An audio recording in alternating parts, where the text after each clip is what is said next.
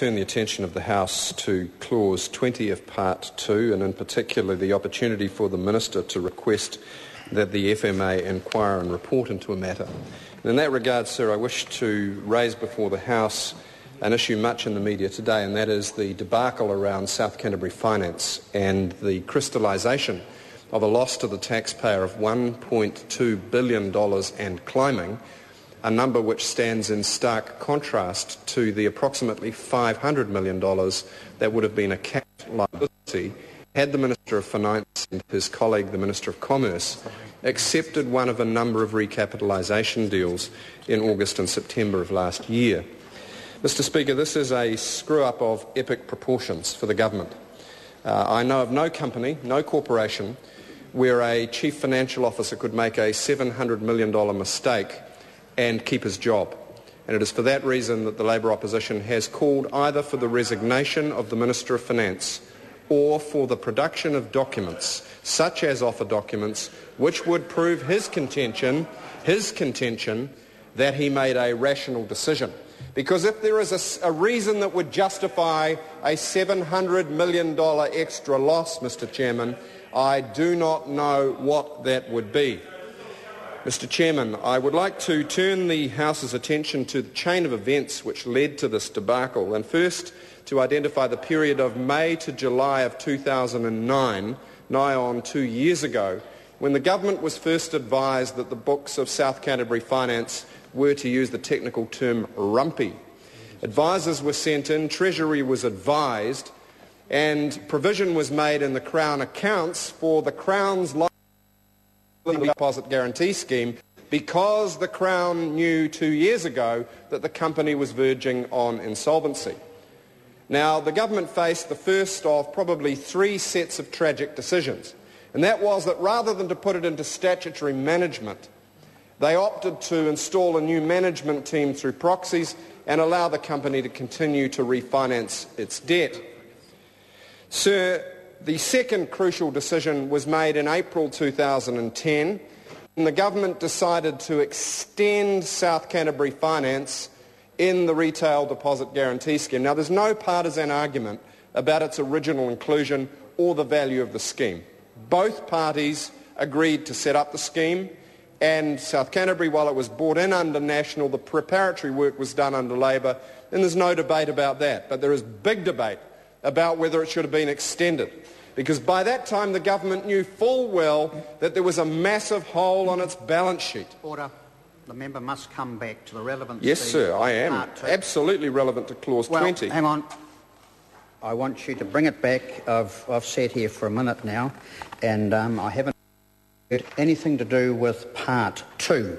So while the member's comments may well be relevant, they must be tied back to the relevancy of Part 2, and I'll ask the member to come back. Thank you, Mr. Chairman. Clause 20 of Part 2, which features on page 27 of the bill, allows the Minister to request that the FMA inquire and report. And I'm challenging the Minister, sir, to request such an inquiry around South Canterbury Finance if he thinks that there are other matters that need to be brought forward for scrutiny other than his own incompetence. Because at the moment, sir, in the absence of documentation which would prove that the government had good cause not to accept a $500 million cap and liability in August-September of 2010, we are faced with a $1.2 billion bill and climbing now, sir, and the difference is equivalent to all the new money in the budget round. So, Mr. Speaker, if anything justified an inquiry, I'd submit that that did. But, Mr. Speaker, the third critical set of decisions occurred up to and including the 31st of August 2010, where officials negotiated with South Canterbury Finance through the night around a recapitalisation deal or several options, one including permanent investments. At that time, the deal would have limited the Crown's liability, I understand, to around $400 million, providing around $1.2 billion of Crown equity. Mr. Speaker, there were some risks around that deal which were advised on by Kordamentha and others, and the Crown allowed the company, perhaps encouraged the company to go into receivership. Equity holders were wiped out.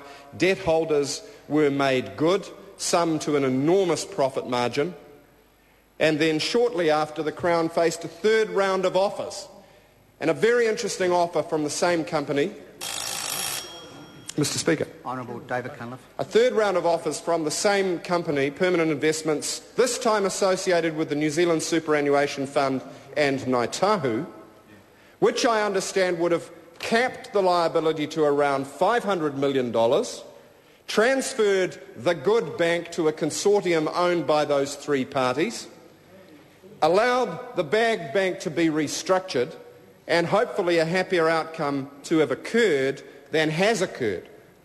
Because there is now an unexplained wedge between the $500 million approximate cap that deal would have afforded and the $1.2 billion which has already come to charge, yes, Mr Chairman, under the Crown accounts released this week.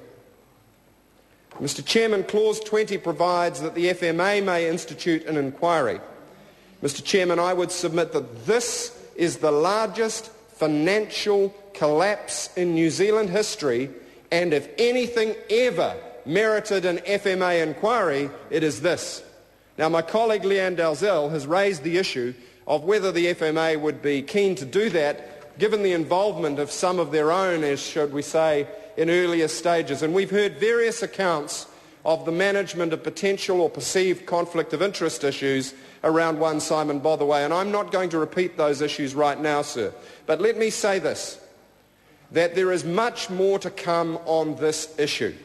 You cannot, Mr Chairman, have a $700 million loss to the taxpayer over and above that which would have been required by the recapitalisation of the company and not have hot political debate. And if I was ever in doubt of that, Sunday morning when I was at the Avondale Market, Mr Chairman, a very august place in my electorate, and an elderly Pacific Island gentleman came up to me and he said, "Mate, we're doing it tough, we need you to fight for us." $700 million would be a lot of money to him, because he can't feed his family, Mr Chairman, and there's 180,000 people unemployed, and I know I've got to come back to the clause, Mr Chairman, but forgive me if I'm feeling for my constituents.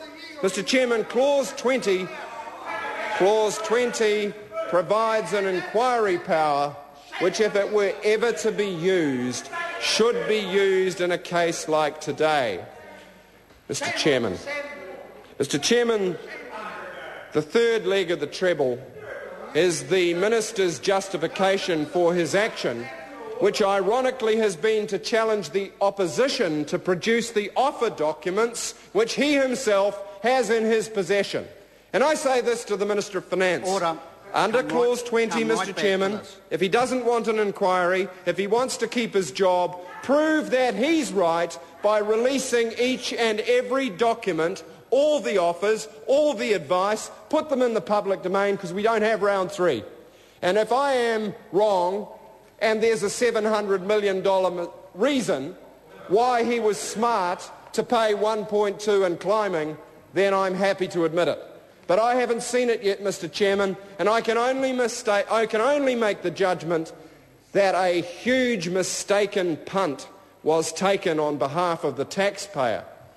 And I fear, sir, that it may have been worse than that, and there'll be more to tell about this issue as it goes forward. But for now, suffice to say that Clause 20 provides a very important power. Sitting right here on page 27 of Part 2 of the bill, it provides for an inquiry power, and we face a financial scandal that is of such magnitude that it has eaten Budget 2011. There is no new money for Budget 2011. There was $800 million two weeks ago. $700 million has been wasted on this issue alone, above what could have been capped with a recapitalisation deal.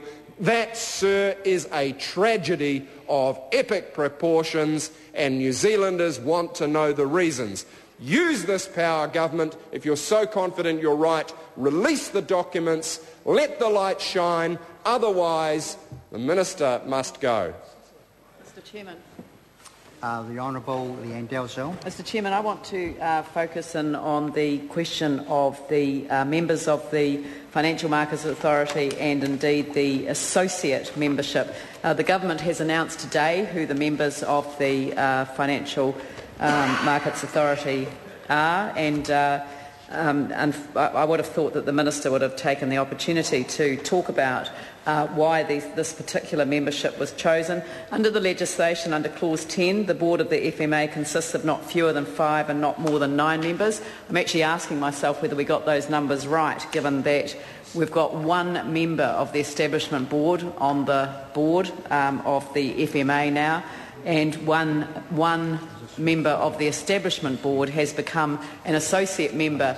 Now, I actually can't remember the discussions that we had on associate members, but I'm not sure what they're going to do, because that's to be determined by the particular notice of appointment that they are given. So I really would like to see the notice of appointment, or get some as to what the associate members that have been announced are going to do. But I just want to reflect for a minute on why I think it's actually important that the government did look more carefully at the role of the establishment board and took some of those people, a lot more of those people, through into the new Financial Markets Authority. And the reason that I say that is that the membership of the establishment board was welcomed across the board. There was considerable support for the members of that group, not all of which were obviously going to make themselves available for the Financial Markets Authority, but there were also people in there that were never going to be appointed. Obviously Neville Harris, who's an extraordinary public servant, but as Registrar of Companies he obviously wouldn't be taking up that role, but a critical element in the establishment board. But apart from him, there are, and perhaps Paula Rebstock perhaps wasn't ever seeing herself in the role of the Financial Markets Authority, but more as an economic consultant coming into for the establishment of it. But there are people on the list of the establishment board, like Frank McLaughlin, who's an incredibly well-respected corporate lawyer, and I would have thought that I would have seen his name on the list. And maybe there are things that I don't know, where the people have not put their names forward. It'll be very interesting when all of this is explored further. Andrew Harmos, Marita Van Ryn, Scott St John, and Shelley Cave is the one person who's come across and is also a member of the Securities Commission, which probably is neither here nor there, but it just does seem a shame that the one person that's made it onto the board from the establishment board is one from the Securities Commission, given that this is a whole new ball game, as it were. And Bruce Shepherd, now Bruce and I have had our moments in the past, particularly when I was Minister, and he was the head of the New Zealand Shareholders Association. But what I've always enjoyed about Bruce is that you just don't die wondering what he thought about an issue. He is somebody that challenges things with incredible integrity, and he annoys a lot of people. And I know that I probably do too, but I was really quite disappointed to see him listed as an associate member rather than as a full member of the board. And now that's probably the kiss of death for him. I can just assure the House that he probably wouldn't say very nice things about me from my time as Minister. But I do respect the fact that he wasn't afraid to front on issues that were important to his members. So I kind of feel that the Financial Markets Authority Board, you know, this is supposed to be a brave new start, and I just feel that the board announcement today, soft announcement that it was, without any comment from the Minister in the House while we're debating the very bill that brings it into existence, was really a missed opportunity, and I did want to place that on the record of the House. I'm not making any comment about the people that have been selected. I know the media want to speak to me about some conflicts of interest that they've already identified, but I'm obviously not going to comment about conflicts of interest until I've done a little bit more homework, better than I did last time.